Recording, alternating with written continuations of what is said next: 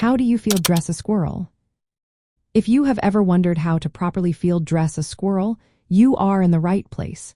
This skill is essential for anyone who hunts small game. Field dressing helps prepare the animal for cooking by removing the hide and internal organs.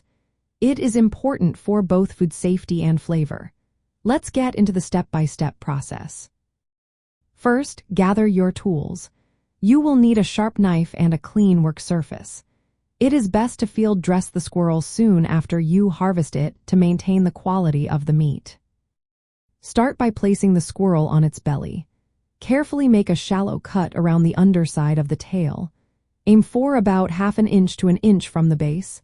Be cautious not to cut too deep, as you want to avoid puncturing the intestines. Next, make small cuts around the ankles and wrists.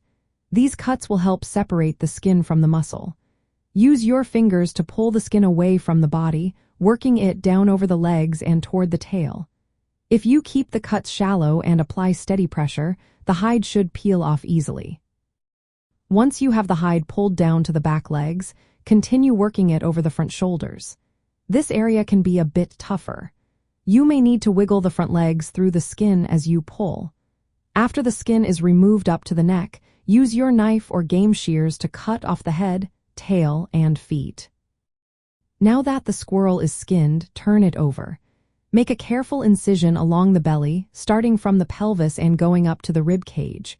Open the body cavity and remove the internal organs.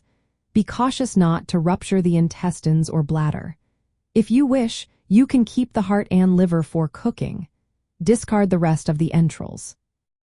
Finally, rinse the squirrel with clean water to remove any remaining blood or debris.